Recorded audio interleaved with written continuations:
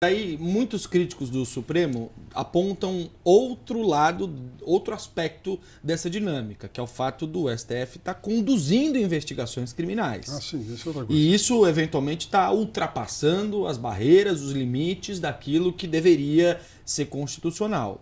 Por outro lado, aqueles que defendem o Supremo dizem que o STF está sendo guardião das leis, das normas, está garantindo a democracia, está sendo fiador da democracia brasileira. Já tendo passado por lá, qual que é a tua avaliação sobre isso? Bom, não tem dúvida que a função do Supremo é essa: preservar a Constituição, preservar a compatibilidade do direito produzido pelo Parlamento, das leis infraconstitucionais com a Constituição. Tudo bem, isso ele faz.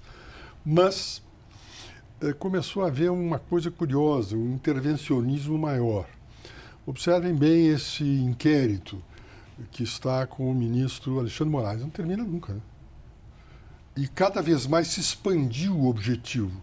Esse inquérito foi criado pelo Toffoli para responder aquelas investigações das pessoas que estavam falando mal do Supremo, aquelas coisas todas. Que é o das milícias digitais, que se desdobram em golpe. Agora foi expandindo o objetivo disso. Tanto é que tem aí essa história do 8 de setembro, né? 8 de janeiro.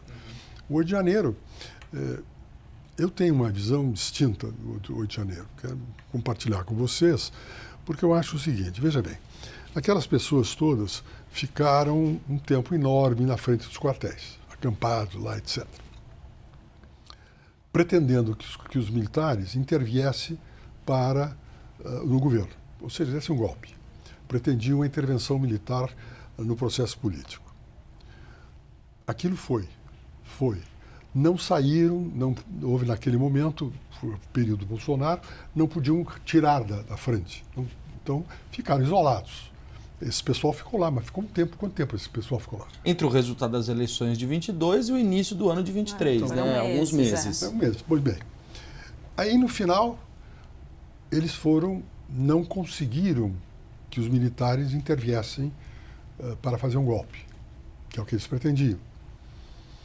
Eu enxergo aquela manifestação da rua, que é tratada como uma tentativa de golpe, eu vejo aquilo como uma espécie de catarse decorrente da frustração que tiveram de não obter a intervenção militar. Não se enquadraria, por exemplo, em abolição do Estado Democrático de Direito, na tua avaliação? No meu ponto de vista... Ou terrorismo, não, como nada alguns disso. dizem. Aquilo foi uma frustração. Eles ficaram um tempo enorme e não conseguiram nada. Mas que crime é, então? Foi...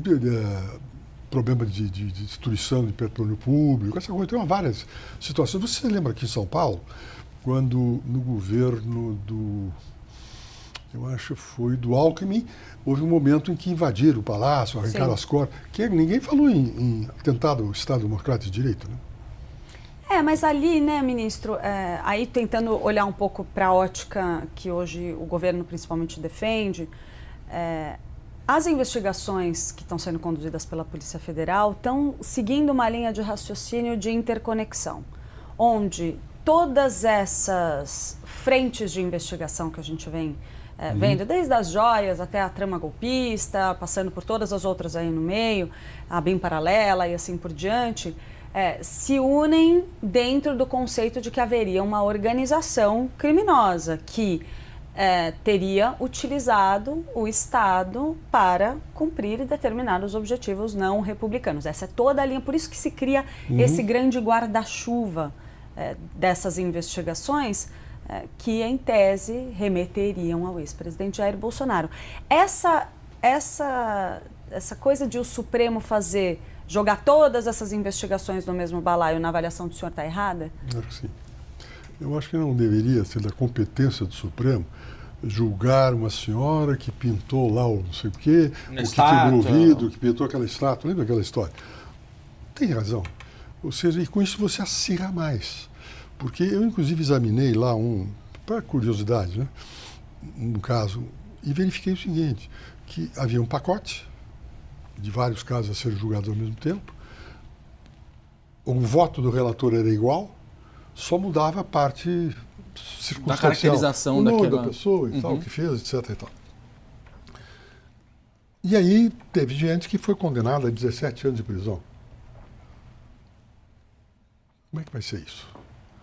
Não é do meu feitio esse tipo de coisa. Eu advoguei muito no crime quando era advogado lá atrás, né?